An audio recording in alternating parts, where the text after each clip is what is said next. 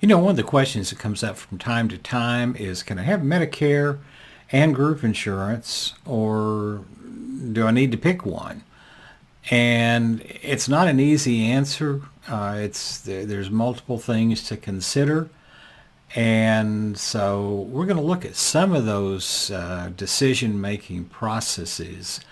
And, it may help you at least get a better understanding. It may not give you a definitive answer. It may help you get a little bit better understanding of things. This is Bob Vineyard, your Medicare expert with the Georgia Medicare Minute. Okay, yeah, believe it or not, there are some people who are continuing to work right up to the time they turn 65. And there's even others who will work past 65. Different reasons for doing it. More often than not, it seems to be that they have a younger spouse that's not quite Medicare eligible, and so they want to continue working so that spouse can continue on the group insurance plan. But one guy I talked to the other day really threw me for a loop. He says, I just love my work, and I don't know what I would do with myself if I wasn't working. I'm going to continue working as long as I can. And I thought, well, more power to you. But anyway, like I said, everybody's got different reasons for doing it. So, but this question does come up from time to time about, can I have Medicare and group insurance? Well, you can. In most cases, Medicare Part A is the only part that you may want to have. You don't need it, but in most cases you're not going to need it. But you may want to just go ahead and take it anyway and postpone Part B.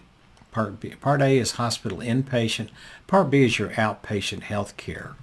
So some people may want to postpone Part B, and because if you're still working and covered under a group insurance plan, your group insurance plan is the primary payer.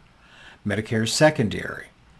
Is Medicare going to pay anything if you just have Part A?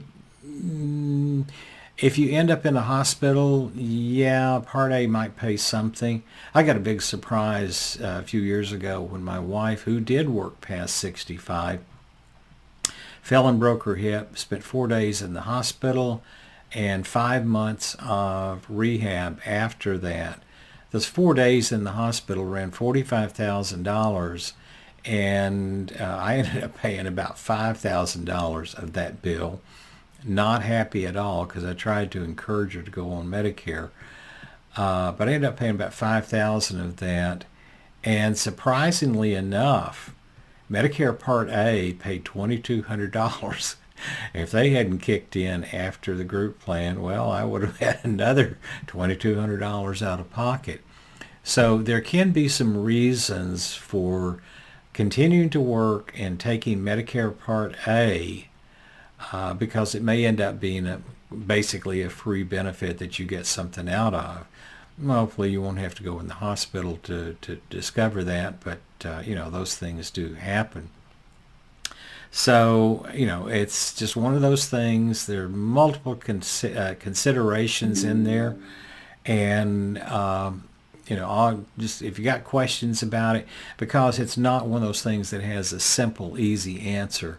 But if you got questions about it, give me a call. I'll be glad to talk to you about it. This is Bob Vineyard, your Medicare expert with the Georgia Medicare Minute. You take care. Have a great day.